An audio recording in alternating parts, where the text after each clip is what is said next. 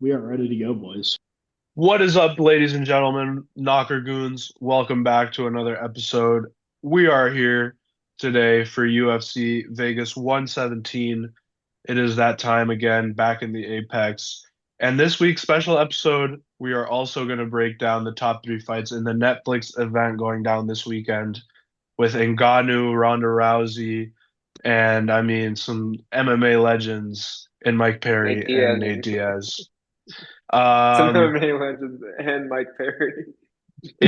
in Mike Perry and guys, come on, give flowers where they're due.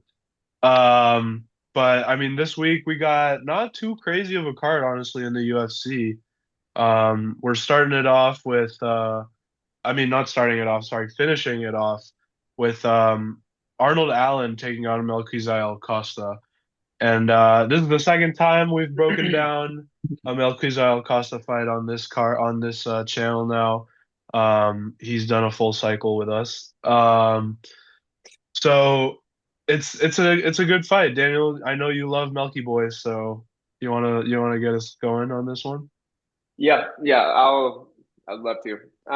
So we got Mel Costa versus Arnold Allen. Mel Costa is coming off that wonderful, delicious spinning head kick on Dan Ige. I did personally think that Dan Ige was gonna show levels in that fight, and I thought it was gonna be a way more scary fight for Mel Costa. But he showed he is an absolute fucking dog. I've never seen a spinning head kick like that. And then we have Arnold Allen coming off of the fight versus what's fucking Gene Silva. Gene Silva. Yeah, Gene Silva, where he did really get kind of dominated in that fight, including Gene Silva jumping on his back like it's a surfboard at the end, which was, Bit something I've weird. never seen.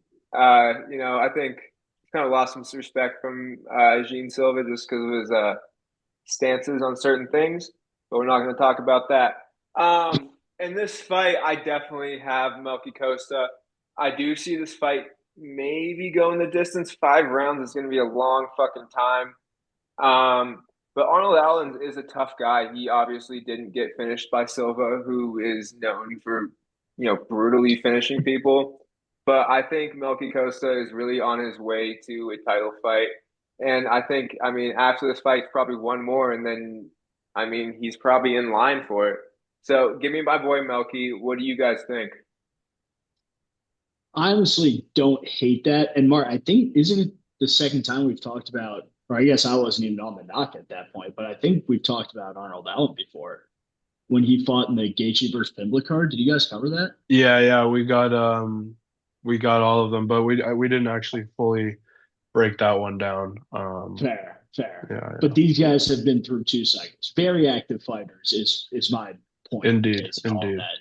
that. But me and Mario were talking about it before you hopped on, Daniel. I think we're both in agreement. Mario, I don't want to speak for you, but I think I'm taking Arnold Allen with this one, dude. Melk is great. Melk is a really solid fighter, dude. But he hasn't fought the people that Arnold Allen's fought. Arnold Allen's been around forever. He's fought, Gene Silva, Max Holloway, Calvin Guitar, Dan Hooker. The list goes on. He's fought some solid guys in the featherweight division. I don't think Melk has fought anyone of that caliber. Dan Ige is really a good fighter, but he's been kind of streaky recently. So I think I'm going with Arnold Allen here. Yeah. Mario, what do you think? I don't want to speak for you. Yeah, Johnny, you took the It's words right kind of out of my mouth. kind of took it right out of But no, me. I have Arnold Allen winning this fight right now. I think I think the odds should be more of a pick 'em. I think it's a closer fight than the odds are suggesting. Arnold Allen right now is sitting at minus 160. And you look at his record, he doesn't have a bad record, and especially what stands out to me is his losses. Who have his losses been against? It's Movsar, it's Max, and it's Gene Silva. Like the top guys in the division, some of the toughest dudes. Max, one of the historically best pound for pound fighters. I think he spent I don't know, an insane amount of years in a row on the pound for pound list. So I think he's had that level of competition that's above Melk or at least even with Melk. And he's a tough dude, but at the same time, you're looking at Melk and he's the guy that puts tough guys away. And in the last fight, we were saying a lot about how Ige had never been finished and how he was a really tough guy as well, who's going to bring the fight. And you can be tough, but you can't plan for a perfectly timed spinning kick to your face, you know? So Melk really has that X factor in that sense where he can finish a fight and he is really good at downloading data, whereas Allen is not maybe the strongest puncher, or the most explosive or creative, when he's fighting. So I think Melk has a solid chance of finding a finish in a tough situation. The guy, he's on a 6 fight win streak, 2 wins by KO, 2 wins by submission, and 2 wins by decision. He can do it all, and he's proven that. But the only question mark I have with him is the strength of schedule. So, I mean, if he wins this fight, there will be no doubt that he is who Daniel says he is. And I'm not doubting him. I think he's still a really good fighter. I just think Allen has faced the better competition. Yeah, I was gonna say earlier before that 15 milligrams and hit my fucking brain. I just couldn't think anymore. I will not count out Melk because he is, as I said before, a really solid fighter. I will not count out anyone after Deshaun Strickland's win last weekend. I'm never gonna doubt anybody ever again. I almost want to give up betting. Um, but yeah, I think Melk definitely has a chance here, but just because of Arnold's experience, I'm going with Arnold. I can't wait for you boys to be wrong, man. I didn't even know Melk was an underdog. I love that. I will be, I don't know if I'm gonna be hammering that, but I'll definitely be taking him. He's sitting at plus 130 right now. So Milk by finish, boys. Milk by finish. Everyone's never been knocked out till they do, man. exactly. I can see him getting the finish in a 5 round fight, but it'll be a good watch. It'll be a good watch for sure.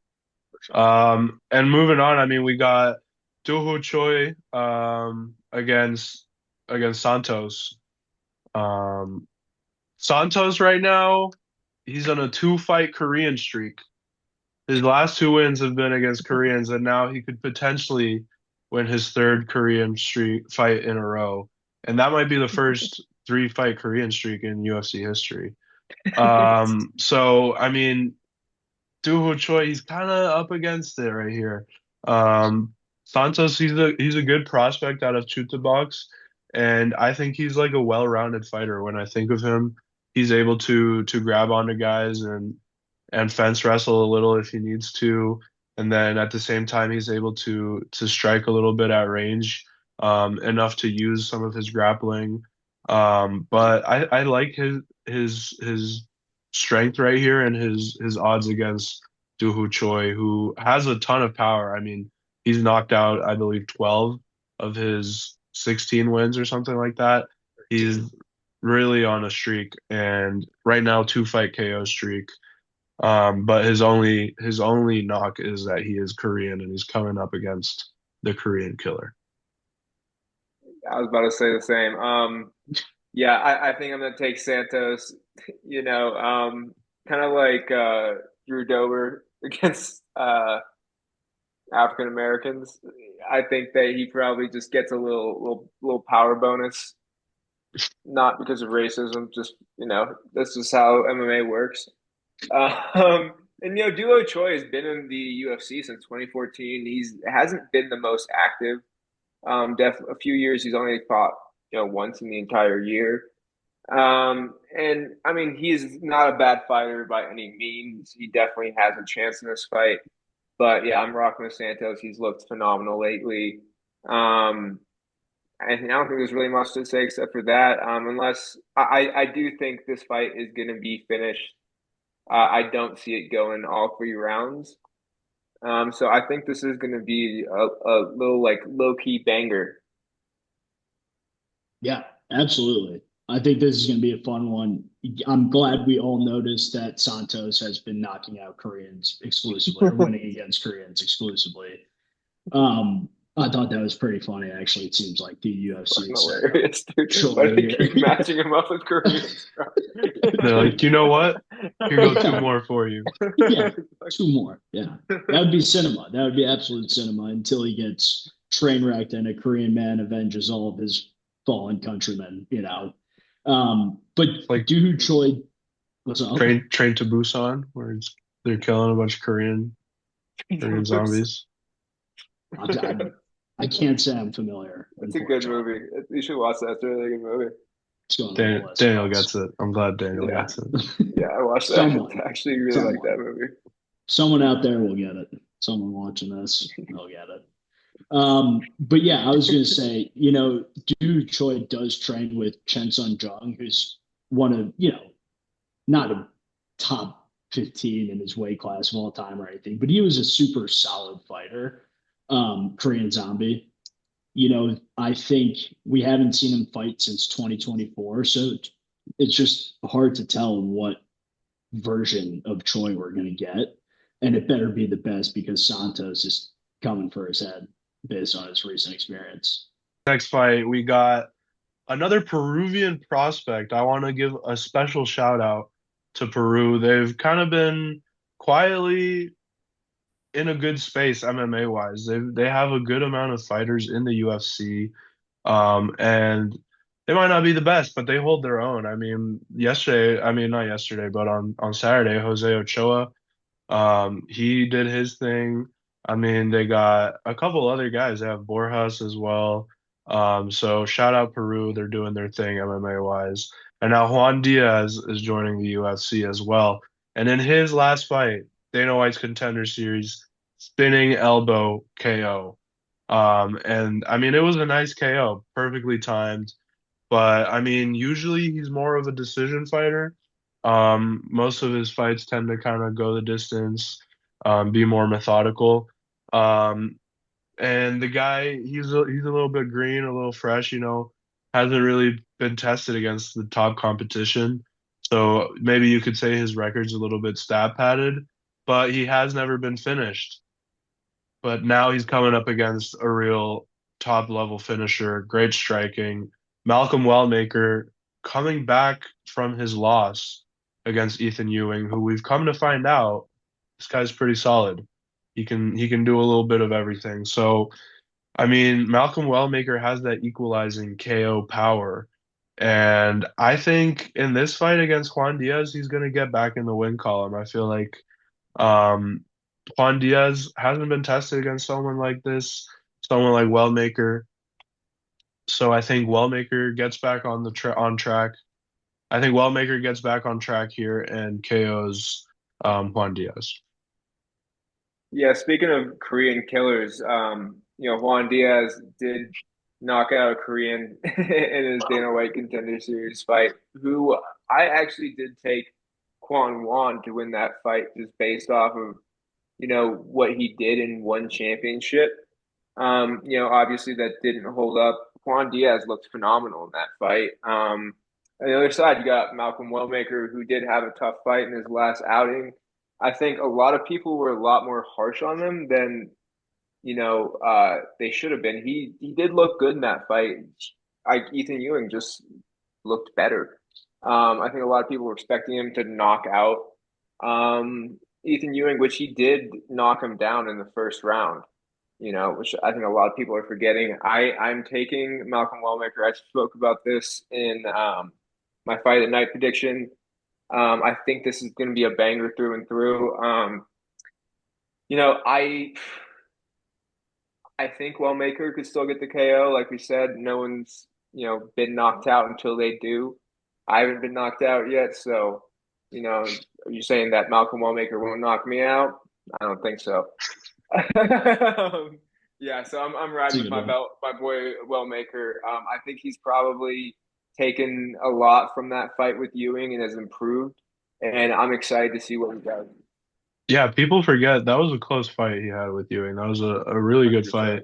100%. And I think people give him slack because it was closer than they had hoped. A Yeah, lot of people had Wellmaker.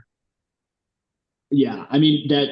To be fair, that loss ages pretty well for him though, because Ewing is on the UFC hype train after that win against what Esteban was it? Yeah. Yep. Yeah.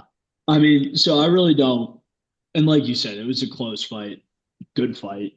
Don't know if it was like super close, but it was a good fight. Um, Dude, he's still a hot prospect.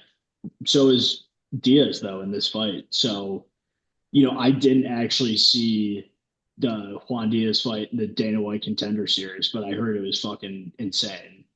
So he's solid. Shout out to the Peruvians.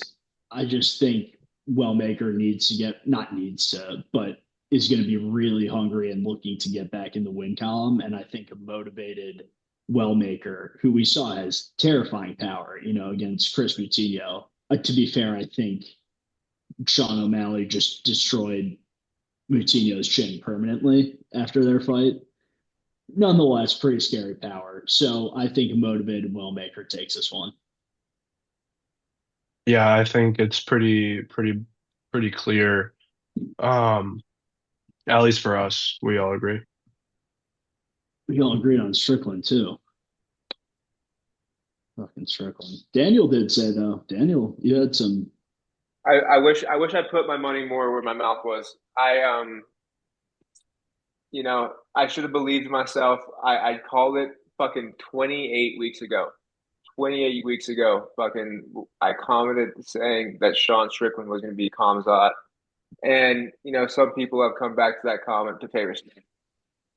As they should. As I they mean, should. As they should. You deserve the praise, Daniel. I just wish I only put fucking $20 on Strickland. I almost put like 100. But Special shout out too to bad. Daniel as well.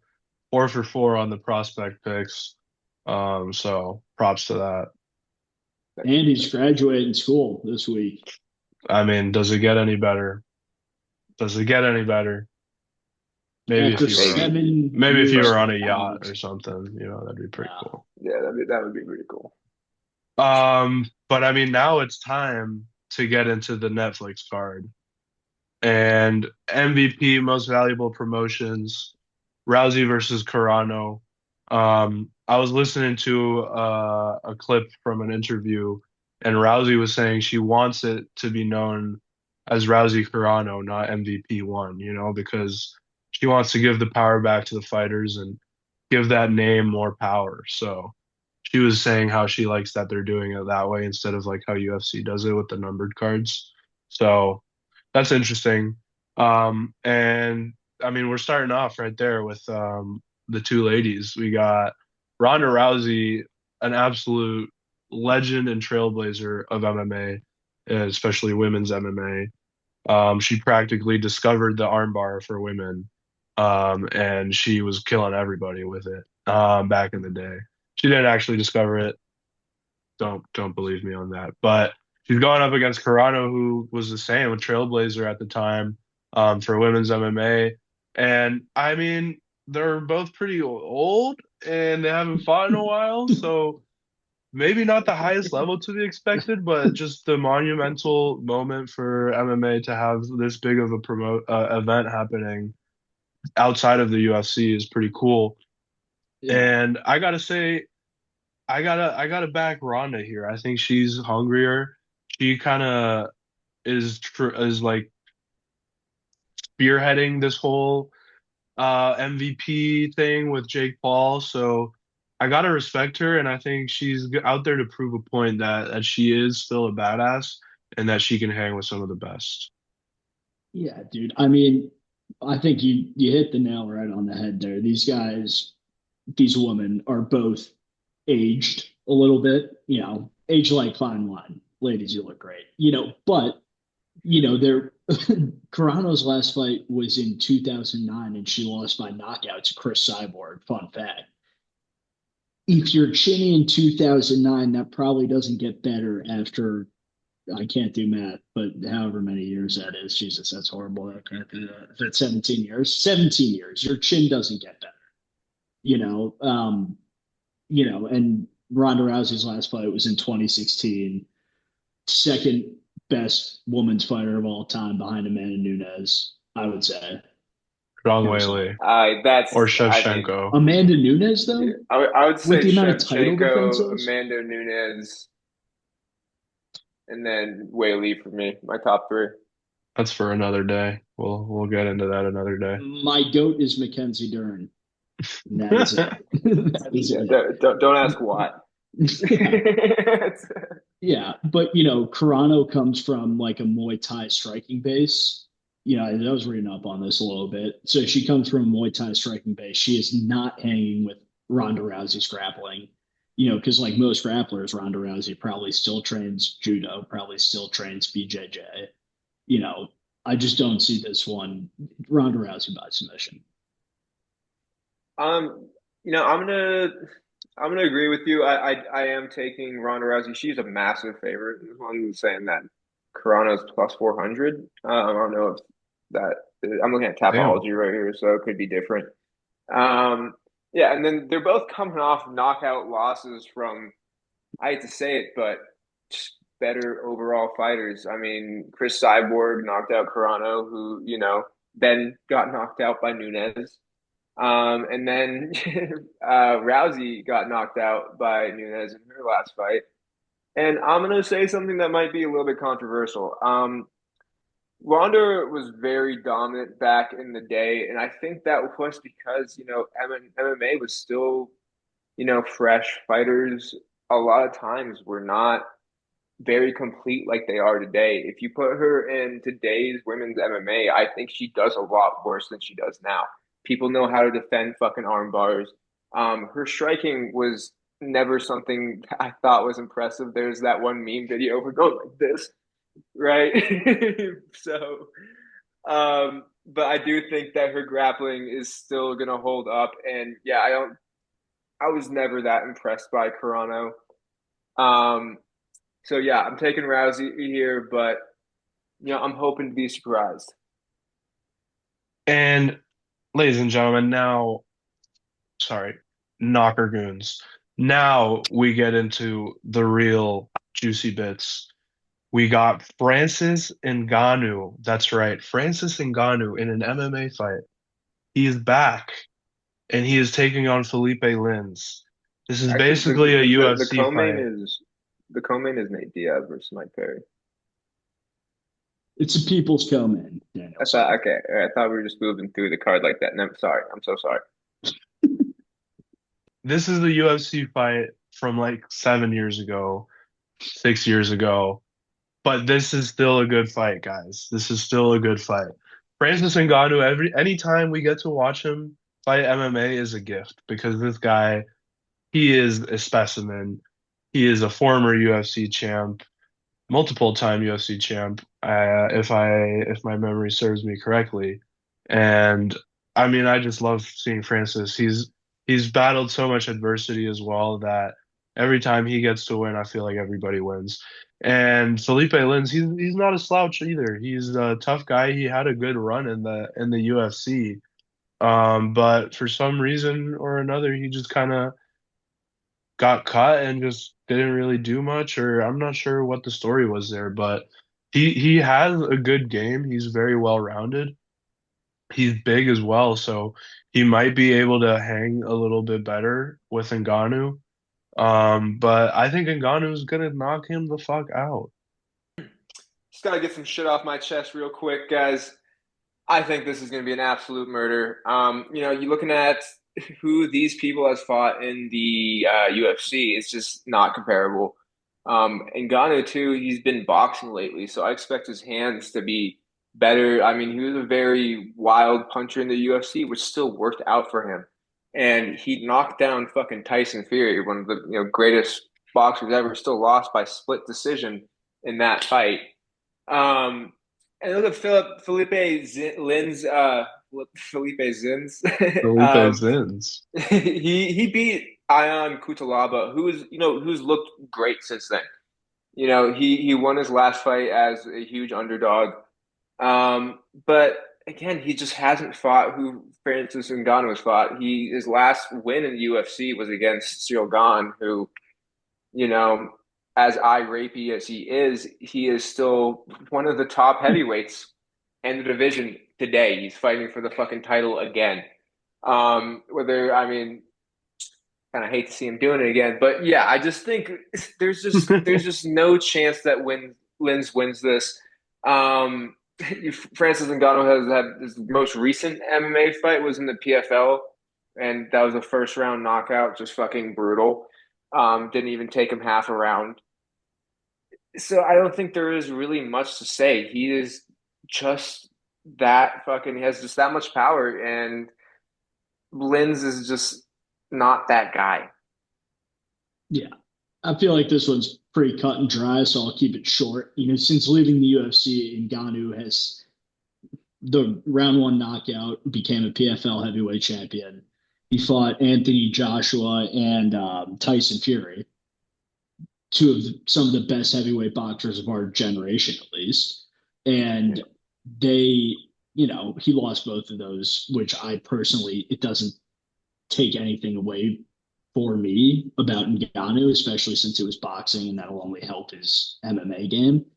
Um, but Lins was a PFL champion in 2018, won it, never defended it. I think he's just not that guy. Not that guy at For all. maybe not that he's definitely, he beat my ass, but for Ngannou, he's just not that guy. You know, Yeah, Ngannou's just until someone beats him, he's just still that guy, in MMA. And until someone really dominates him in MMA, he's still that guy. I really do think that he could step into the UFC heavyweight rankings and compete with the top five right now.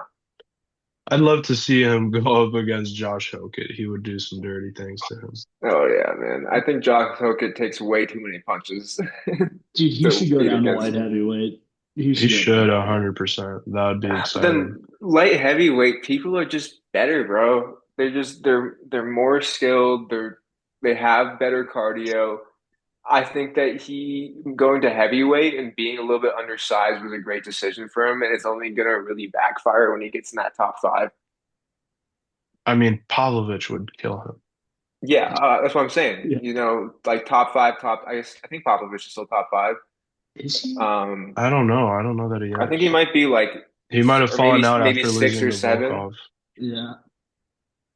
But I mean, still, I still think But I mean, Ngannou's that guy. Dude, yeah. Sergey Pavlovich is number three in the heavyweight division. Huh? Well done, Daniel. Yeah, that just also goes to show where we're at. Josh Hokett is number Four. five in the heavyweight Oh, division. five? Yeah. Waldo's four. Mm. Pero he no blah. Black Bobby. But I mean, we're talking about skill and good cardio. Nate Diaz, ladies and gentlemen. Nate Diaz. This Oh guy, my go. if he has one thing, it's skill to flip you off, hit you with the double bird, whatever he wants. And I mean, he's got some slick jujitsu, but the guy is old now. I mean, he is worn out. We've seen him just the kind of the way he walks around. He's always walked around like this, but he just kind of looks like it hurts for him to move around sometimes. A little slower now, doesn't have the same pop. And he's going up against Mike Perry, who we've been seeing in BKFC do his thing. And Oh, jeez Louise. excuse me, guys, I'm dying over here. But Mike Perry, he's been doing his thing in BKFC. He's kind of shown that he's still got that like fast twitch. And I think this is a spot where that's going to play a huge role, and he can potentially KO Nate Diaz, cut him up enough to the point where the fight needs to be stopped. I don't know what rules they're fighting with exactly, if elbows and that are legal, but The if Perry, BKFC. no, in MVP, Okay. if Perry's able to somehow cut Diaz up badly enough, I can see this fight getting stopped. So I'm gonna back Perry here just because he's been on a great streak in BKFC, getting good wins, and I'm sure he's been working his grappling enough. I don't think Diaz is the type of guy that's gonna be really strong and physically dominant against Perry, who's also a very strong guy. So I just see more paths to victory for Perry, and that's why I'm going to go with him. Yeah. I gotta I think, disagree. oh, what, I'm riding with Nate Diaz by submission, boys. I think, you're looking at, yes, Mike Perry has been doing well in BKFC. There's no grappling in that, though. He's coming off a knockout Oh, I win didn't from know that. on fuck you. He's coming off a knockout win of Jeremy Stevens. These are both two guys that have lost to Jake Paul in boxing, but only one of them got knocked out, and it was Mike Perry. I don't think Mike Perry is going to knock out Nate Diaz. Yes, I think he does probably have the better hand speed at this point.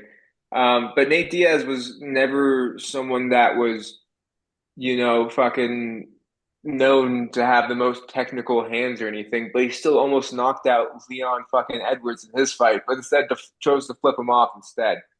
I think he is just that guy, and I think he's going to remind people that he has fought some of the best fighters in the world. He fucking submitted Conor McGregor. Guys, he is not a slump. Yes, he does take a lot of punches, but he's great at taking punches. Man, he can eat a punch like no one else. Um, I am worried about him eating too many punches in this fight, but I'm still riding with my boy. I think he's going to surprise people. I called Sean Strickland, and I'm going to die on this hill. I'm calling Nate Diaz right now. I don't, I'll tell you why I don't hate that, and then I'll tell you why I disagree with you. I don't hate that because Nate Diaz is my fucking goat. He's my goat, dude. I fucking love that guy. Him and Nick Diaz got me into the UFC back in 2016 when I started watching. Those two are my goats forever and always. I am not going to bet on this fight because I will never bet against him, but I'm going to have to take Mike Barry. With all that being said, I one, I don't think he's going to be able to take punches at this old age. He's 41 right now. Mike Perry's still 34. So he's still kind of in his athletic prime there. As we remember in the UFC, he would open up like a fucking balloon every time he got punched because of all the scar tissue in his face. And his biggest weapon has always been volume punching and cardio. And then when volume punching and cardio have done their job, he resorts to grappling. That's always been his style. And I don't think he's going to be able to volume punch Mike Perry, who's been eating bare fist punches from people like Eddie Alvarez, MVP, Luke Rockhold, Jeremy Stevens. All these guys are fucking hard hitters, harder than Diaz, a lot would argue. As much as I fucking love Diaz, and damn it, Daniel, I hope you're right. I really do hope you're right. I just don't see a situation where I mean, I can see it being doctor stoppage because fucking Nate Diaz gets so damn bloodied up, dude. I mean, Mike Perry's been eating bare knuckle punches for, I don't know, like 2023. I think he's been in BKFC. I went to his fight against Luke Rockhold where Luke Rockhold literally just gave up. Like in the middle of the fight, he's like, He dude, did not like that. he was like, No. dude, fuck this. What am I doing this for? Yeah. So it's like, so Mike Perry's got that dog in him. Nate Diaz has that dog in him. And I hope there's some sort of like secret agreement where Mike Perry's like, yeah, I won't knock you out or anything. I know that's not the case. I just hope I don't want to see Nate Diaz flatline. All that to say, Nate Diaz, I love you if you're watching. I Daniel, hope you win. I gotta ask you if you agree that Perry is gonna have better hand speed. Do you think Nate Diaz is gonna have faster like takedowns? Like, you think he's gonna shoot a single or a double quickly? Here's what I see happening. I see the guillotine, man.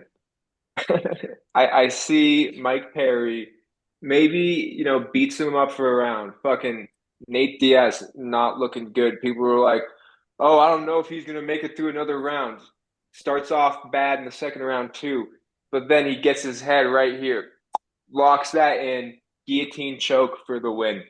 That is the way I see this going. I do think Nate Diaz is gonna have to eat some punches to get to it.